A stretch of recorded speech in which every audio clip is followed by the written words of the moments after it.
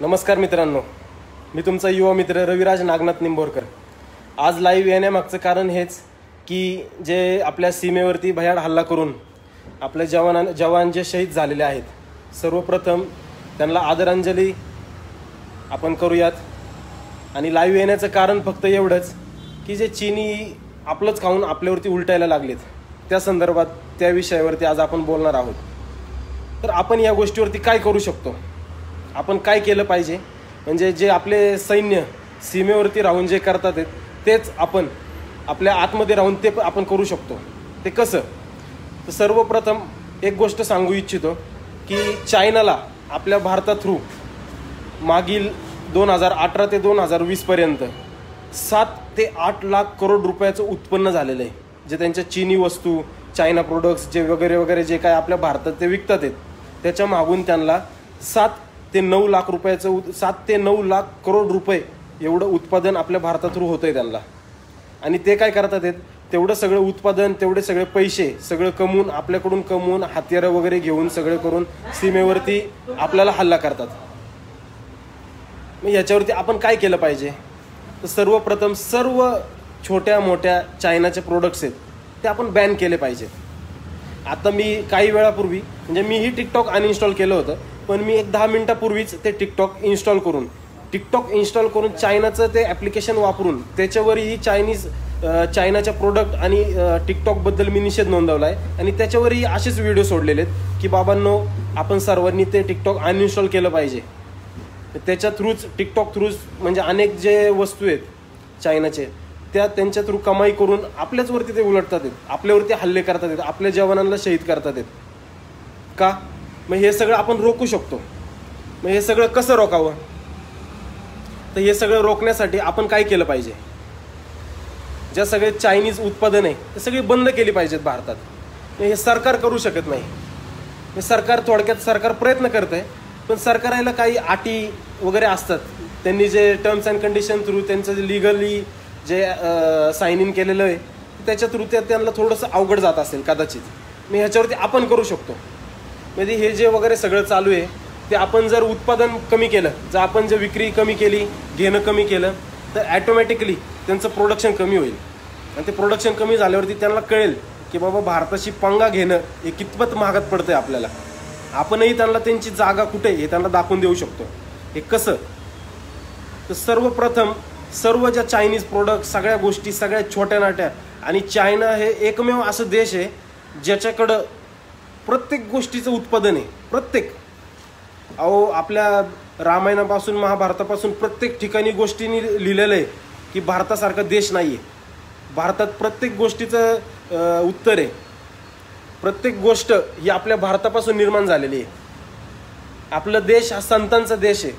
हे राष्ट्र आपलं संतांचं राष्ट्र आहे। ह्या राष्ट्रातून आपल्या ज्या विधी पुराण ह्या सगळ्या गोष्टीतून ते सगळं घेऊन जातात आणि तिथं ते इम्प्लिमेंट करतात आणि त्याच्यातून हे सगळं करतात। आज तुम्ही विचार करा, आपल्या भारतातलीच लोक परदेशात जाऊन, सगळीकडे जाऊन त्यांची बुद्धीचा वापर करून त्यांना ते त्यांचा फायदा करून देतात। पण इथून पुढं मला असं वाटत नाही की कोणी जाईल। जसे आपले पंतप्रधान मोदी साहेब त्यांनी सांगितलेले की make in India, made in India, प्रत्येक गोष्ट, छोट्या मोठ्या गोष्टी तुम्ही भारतात बनवायला सुरुवात करा। तसे आपले मुख्यमंत्री उद्धव साहेब ठाकरे यांनी पण सांगितलंय की तुम्ही महाराष्ट्रात किंवा भारतात आणि कुठल्याही राज्यात तुम्ही भारतात मेड इन इंडिया हे प्रोडक्ट सुरुवात करा। अशी कुठलीच गोष्ट नाही आहे जी आपण बनवू शकत नाही। फरक फक्त एवढाच की या चायनीज लोकांनी काय केलं आपल्याला माहिती आहे का? चायनीज लोकांनी थोडक्यात आपल्याला आळशी बनवलंय। ते कसं? तर प्रत्येक गोष्ट निर्यात आपण त्यांच्याकडनं करतो। गोळ्या औषधांच्या ज्या मालमत्तेपासून ते प्रत्येक प्लॅस्टिक वगैरे वगैरे सगळ्या गोष्टी त्यांच्याकडून आपण इम्पोर्ट करतो। हे का? आधी आपल्याकडे हळूहळू निर्माण होत होतं, पण आपल्याला सवय लागली त्यांच्याकडून घ्यायची। जशी ती सवय आपल्याला लागली आहे त्या दिवसापासून आपण कसं हळूहळू आळशी होत गेलोय। अख्ख्या भारतात जे मोबाईल कंपनीज वगैरे, जे मोबाईलचं मार्केट आहे टोटली चायनाचं मार्केट आहे। प्रत्येक ठिकाणी तुम्ही जाऊन बघा, ओप्पो, विवो, प्रत्येक गोष्ट ही चायनाची आहे। China, made in China, manufactured by China, आणि त्या गोष्टी आपण घेतो आणि काय करतो? तर चायनाला प्रवृत्त करतो। चायना त्याच्यापासून आपल्याकडून निर्यात करतं, पैसे कमवतं आणि आपल्या सैन्यांवर हल्ला करतं। आपल्या देशाला तेच महाग पडतं ना। मग आपण आपणही देशाचे सैनिक आहोत, जे आतमध्ये राहून देशाच्या आतमध्ये राहून देशाचे सैनिक, आपण देशाचा फायदा करून देऊ शकतो, देशासाठी आपण आतमध्ये राहून लढू शकतो. मग तेच कसं लढायचं? प्रत्येक चायनाच्या प्रत्येक गोष्टीवरती निर्बंध आणा. हा ठीक आहे, आपले व्यापारी वर्ग आहेत, व्यापारी वर्गाने ज्या काही गोष्टी बाबा निर्यात करून ठेवलेल्या आहेत, घेऊन ठेवलेल्या आहेत, मग त्या सर्व गोष्टी काय कराव्यात? बरं ठीक आहे, आता आपण ज्या वापरतोय चायनीज प्रोडक्ट आपल्याकडे आहेत, ज्या दुकानांनी विकत घेऊन ठेवलेले आहेत, ज्यांनी माल वगैरे भरलेला आहे, ठीक आहे, तो माल कितपत चालणार आहे? 4-6 महिने, 1 महिना, 2 महिने, 6 महिने किंवा वर्षभर. ठीक आहे, वर्षभर तो जर माल चालला, आपण तो जो आहे तो माल घेऊयात, तो संपूयात. त्यानंतर आत्तापासूनच डेव्हलपमेंटला सुरुवात करूया, मॅन्युफॅक्चरिंग सुरुवात करा. आता आपल्या महाराष्ट्रात फेसबुक आपण वापरतोच आहे, त्यावरती एक मराठी लॉबी म्हणून एक ग्रुप आहे, त्याच्यावरती मी पण त्या ग्रुपला जॉईंट आहे. त्या ग्रुपमध्ये प्रत्येक प्लॅस्टिकच्या गोष्टी भरपूर अशा गोष्टी आहेत ज्या सांगायला आता कमी पडतात आहेत, पण सगळ्या तिथं आहेत. आपले जे मराठी उद्योग लॉबी आहेत त्याच्यात ते सगळे निर्माण करतात आहेत. मग तसंच का नाही आपल्या जगात व्हावं? भारताची एकच लॉबी व्हावं, भारताने मेड इन इंडिया, सगळं जे भारतात सगळ्या गोष्टी तयार होऊयात आणि त्याच आपण घेऊ शकतो. हा ठीक आहे, मलाही मान्य आहे की बाबा चायना थोडंसं कुठंतरी स्वस्त विकतं आणि आपण 4 पैशाकडे बघून मेड इन चायनाच्या गोष्टी घेतो, पण तेच आपल्या जीवासाठी हानिकारक होतंय ना. आज ते आपल्या सैन्यांवरती वार करतात आहेत. काही दिवसांनी असं वाटतं की बाबा आपल्यावरती युद्ध करून जिंकायला बसलेत ते. मस्त मान्य आहे की आपले मोदी साहेब तसं होऊन देणार नाहीत, पण आपलंही कुठंतरी कर्तव्य आहे, आपण ते पार पाडूयात, मला हे वाटतं. तर चायनीज ॲप्लिकेशनपासून ते चायनीज प्रोडक्टपर्यंत आपण वापरायचं की नाही वापरायचं हे आपल्या हातात आहे. मी स्वतः तर ठरवलं आहे की मी कुठलीही चायनीज प्रोडक्ट, चायनीज वस्तू, चायनीज ॲप्लिकेशन वापरणार नाही आहे. मी माझ्या भारताला सपोर्ट करतो आहे, मी भारतीय असल्याचा मला गर्व आहे आणि मला अभिमान पण आहे. तर मी माझ्या भारतीय सैन्यांना चायनाच्या गोष्टी बॅन करून सपोर्ट करतो आहे.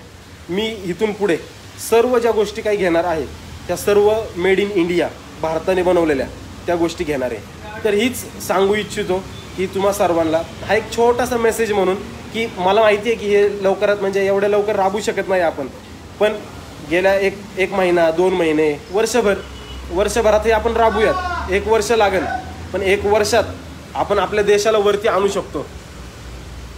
तर हेच मला सांगायचं होतं की मेड इन इंडिया, आपल्याकडे बुद्धी आहे, लक्षात घ्या. आपल्या भारतात, आपल्या महाभारत, रामायण ह्या गोष्टी तुम्ही बघा, परत एकदा बघा, त्याच्यात सगळं लिहिलेलं आहे. त्याच्यात आपण इपिक्समध्ये जे कार्टूनमध्ये आपण पाहू शकतो, त्याच्यात ज्या गोष्टी आपण पाहिलेल्या आहेत त्या गोष्टी चायनाने बनवलेल्या आहेत. आपण आपल्या त्या गोष्टी असून आपण मागं पडलोय, आपण त्या बनवत नाहीये. प्रत्येक गोष्टीचा इलाज आपल्याकडे आहे. औषधं, जडीबुटी सर्व आपल्या भारतात आहे.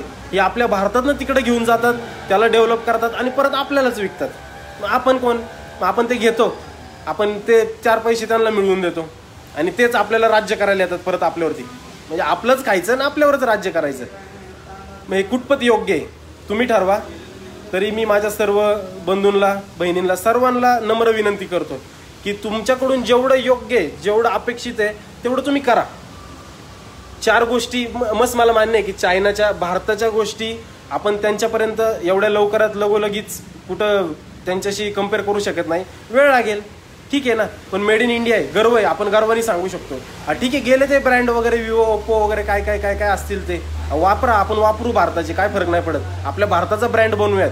आपण जर वापरलं तर ब्रँड येतो, लक्षात घ्या. आपण आपला स्वतःचा कुठला तरी ब्रँड बनवूयात. हे जे इतर गोष्टी आहेत त्यांना सोडून देऊयात. आपण आता आपल्या भारताला जर सपोर्ट करायचा असेल तर आपलं भारत कुठंतरी पुढे गेलं पाहिजे. जर असंच चालत राहिलं तरी हे काही देश आहेत ते आपल्याला विकून खातील, लक्षात घ्या. आपलेच पैसे घेऊन आपल्यावरच हल्ले करायचे आणि हेच ते पाकिस्तान, इतर जे देश आहेत ना, त्यांना हेच प्रवृत्त करतात तसल्या देशांना आपल्यावरती हल्ला करण्यासाठी. म्हणजे हा सगळा जो पैसा आपल्याकडनं कमवून घेऊन जातात ना, ते सर्व पैसा आपल्यावरती हल्ला करायला वापरतात. म्हणजे कुठपत योग्य आहे तुम्ही मला सांगा. मी ह्याच्यावरती काय करायचं आजपासून? वेळ लागेल, चालेल ना, काय हरकत नाही. ठीक आहे, आज आपण वापरतोय, याचा अर्थ असा नाही की बाबा आज आपल्याकडे ओप्पो, विवोचा फोन आहे, आता लगेच टाकून द्यायचा का? तुम्ही म्हणसाल आता मी एवढं 10-12 हजार रुपये वापरले, हा कसं टाकून देऊ? ठीक आहे, वापरायचा. आत्ता जे आपल्याकडे चालू आहे ते चालू द्या. काही दिवस, 1 वर्ष लागेल ना, वर्षभरात 6 महिन्यात फोन खराब होईल किंवा चालणार नाही. मग त्यानंतर काय करायचं? त्यानंतर घेताना मेड इन इंडिया किंवा इतर जे काय आहेत, जे बाबा राष्ट्रवाद वगैरे हे जे हल्लेखोर ह्यांच्यापैकी इतर ज्या गोष्टी आहेत त्या गोष्टी घेऊयात ना आपण. जे हे हल्लेखोरांना सपोर्ट करत नाहीत त्या गोष्टी घेऊयात आपण, काय फरक नाही पडत. मी असं म्हणत नाही आहे की बाबा साध्या सुध्या गोष्टी वापरा. जर आपणच आपल्या भारताला सपोर्ट नाही केला तर कोण करणार आहे. तर एक पाऊल फक्त भारताकडे द्या तुम्ही, एक पाऊल आपल्या गोष्टी वापरायला सुरुवात करा. 4 पैशांनी महाग असतील, लक्षात घ्या, 4 पैशांनी महाग असतील, पण त्या गोष्टींनी आपल्या भारताला, आपल्या देशाला, आपल्या आज आपली माणसं का कमकुवत आहेत कुठल्या गोष्टीत, का बनवत नाहीत, का तर आपलीच माणसं आपल्या माणसाला मागं टाकतात आहेत, घेत नाहीत त्या गोष्टी. का तर 4 पैशांनी त्या गोष्टी महाग आहेत. 4 पैशांनी त्या गोष्टी महाग असून आपण चायनाकडं इतर गोष्टींकडे जातो, का तर ते स्वस्त आहे. त्यांच्याकडं हजारो कोट्यांनी मॅन्युफॅक्चरिंग होतात म्हणून त्यांना ते स्वस्त जातं. त्यांच्या देशाने त्यांना सपोर्ट केला आहे, त्यांच्या माणसांनी त्यांना सपोर्ट केला आहे. आणि आपण काय करतोय, आपण त्या हल्लाखोरांना सपोर्ट करतोय या गोष्टी घेऊन. तर याच्यावरती एकच आहे फक्त की या गोष्टी घेणं टाळूयात आपण. हळूहळू आपण मेड इन इंडिया, भारताचे प्रोडक्ट्स प्रत्येक राष्ट्रातले असू द्या, आपण सगळे एक आहोत. आता काल परवाच मी संभाजी महाराजांचा कार्यक्रम बघत होतो, रिकॅप लागला होता. तर त्याच्यात नेमकं मी पाहायला आणि औरंगजेबचा एक डायलॉग, औरंगजेबनी एक डायलॉग टाकला की शिवाजी महाराजांना आपण हरवू का नाही शकलो. शिवाजी महाराजांनी अख्खी रयत, साम्राज्य, स्वराज्य एकनिष्ठा आणि एकीने जपून ठेवलं होतं. त्यानंतर त्यांनी संभाजी महाराजांच्या वेळेस काय सांगितलं की हे सर्व हिंदू आहेत, हे सर्व सगळे एक हिंदुस्थानमधले हिंदू आहेत, पण त्यांना हरवणं हे सोपं आहे. का तर हे सगळे एकमेकाचा पाय मागं वाढायला बघतात. आपण सर्व भारतीय मागं का पडलोय. हे सगळेजण येतात, हे आता हे टिकटॉकवरनं जातीय भेद, जाती, हे सगळं हे त्यांचं ॲप्लिकेशन आहे. हे त्या ॲप्लिकेशनवरनं आपल्या जातीत वाद होतोय. ह्याच्या आधी होत होतं का असं कधी. हे आत्ता नवीन 4 दिवसापूर्वी मी बघत होतो, तर 4 दिवसापूर्वी सर्व जातीय भेद सगळं चालू आहे. आपण सगळे एकच आहेत. शिवाजी महाराजांच्या काळापासून त्यांनी कसं सांभाळलं असेल विचार करा. त्यांच्या वेळेस आपल्यावरती राज्य करायला कितीतरी असे डोळे नीच माणसं आपल्यावरती बघत होते. त्यांनी एकनिष्ठा दाखवून एकत्र येऊन सगळ्या आपल्याला सांभाळले. आणि आज आपण काय करतोय, एवढ्या सवलती, एवढ्या सगळ्या गोष्टी, एवढं सगळं आपल्याला वापरायला सगळं आहे, आणि आपण काय करतोय, ते एकमेकांशी भांडत बसायचं, जातीयवाद करायचं, हे करायचं, ते करायचं. मग औरंगजेबचा मेन डायलॉग काय होता, हिंदुस्थानामध्ये, भारतामध्ये हिंदूंना हरवणं का सोपं आहे. का तर त्यांच्यात एकी नाही आहे, ते सगळे वडाचढीला आहेत. हे सगळे भारतीय एकमेकांना मागं वाढतात, त्यांची एकी कधीच होऊ शकत नाही. मग आपण दाखवून देऊ, लक्षात घ्या, आपण इतर देशांना दाखवून देऊ की आपण सगळे एक आहोत, सगळे आपण भाऊबंद आहोत, एकच आहोत, सगळ्यांना आपण सपोर्ट करू शकतो. लक्षात घ्या, जातीपेक्षा पण अनेक माणुसकी आहे, जातीपेक्षा माणुसकी मोठी असते. तो काळ गेला ज्यावेळेस वेगळी जात होती, काय होतं. पण आत्ता तसं कोण मानत नाही. आज सर्व प्रकारचे आपल्याकडे मित्र आहेत, सर्व आपण एका ताटात बसून जेवतो, खातो, पितो.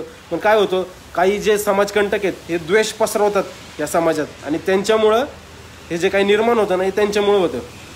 रोजच्या जीवनात तुम्ही बघताय, तुमच्या भोवती आजूबाजूला सर्व प्रकारच्या जातीय धर्माची माणसं असतात. तुम्हाला कधी वाटलं का की बाबा हा याचा आहे ना, हा तो त्या अमका आहे ना, हा अमुक आहे ना, हा तमुक आहे. तुम्हाला कधी वाटलं का, तुम्ही जर कुठल्या देवाच्या कार्यक्रमाला, लग्नाच्या कार्यक्रमाला जेवायला पंक्तीत बसता, तर तुम्हाला आठवतंय का तुमच्या शेजारी कोण बसलंय, हा कुठल्या जातीचा आहे, कुठल्या धर्माचा आहे. बसताना त्याच्या शेजारी बसून खाता ना, मग काय अर्थ आहे. आपण भारतीय आपण भारतातले, संतांची भूमी आहे ही आपली, छत्रपती शिवाजी महाराजांनी घडवलेलं स्वराज्य आहे. मग ह्याच्यावरती आपण काय करू शकतो, आपल्याला बाबासाहेब आंबेडकरांनी आपल्याला संविधान दिलंय, सगळं दिलंय, आपल्याला कुठल्याच गोष्टीची कमी नाही आहे. फक्त फरक एवढाच आहे की त्याचा कसा वापर करायचा. लक्षात घ्या, त्याचा कसा वापर करायचा हे आपल्यावरती आहे. सर्वांनी एकजूट मिळून राहूयात, त्याच्यातच आपली भलाई आहे. आपण खूप पुढे जाऊ शकतो. आपला भारत, आत्ता आपण बघतोय की आपला भारत हळूहळू कुठंतरी बाबा पुढं चाललाय. अजून पुढं कसं आणायचा, वेल डेव्हलप कसा करायचा. 21व्या शतकात आपण आत्ता पोहोचलोय, तरी आपला हे जातीभेद, हे प्रत्येक गोष्टी, कमकुवतपणा, हे सगळं आपल्यात चालू आहे. ह्याला आपण पुढं कसं आणायचं, हेच आता जास्त बोलत नाही मी इथंच थांबवतो. पण एकच मेसेज मी तुम्हाला देऊ इच्छितो, आपल्या भारताला कसं पुढं न्यायचं. लक्षात घ्या. आपल्यात जातीय भेदभाव तसं काहीच करू नका. आपल्या भारताला कसं पुढे न्यायचं आहे, एक सर्वात मोठी गोष्ट म्हणजे या कोरोना व्हायरससारखा खूप मोठा व्हायरस आपल्या भारतात आलेला आहे. त्यांनी जनजीवन खूप विस्कळीत झालेलं आहे. सर्वांचे धंदे सगळं एकदम म्हणजे असं समजायचं की आपण आता थोडक्यात परत रिव्हर्स आलो आहे. पण आपण त्याच्यातून पुढं जाऊ शकतो. एकमेकांना साथ द्या, सर्वांना समजून घ्या. बी सेफ, सेफ्टी वापरा, तुम्ही सेफ राहा, आपल्या घरच्यांची काळजी घ्या, एवढंच सांगू इच्छितो. जय हिंद, जय भारत, नमस्कार आणि धन्यवाद.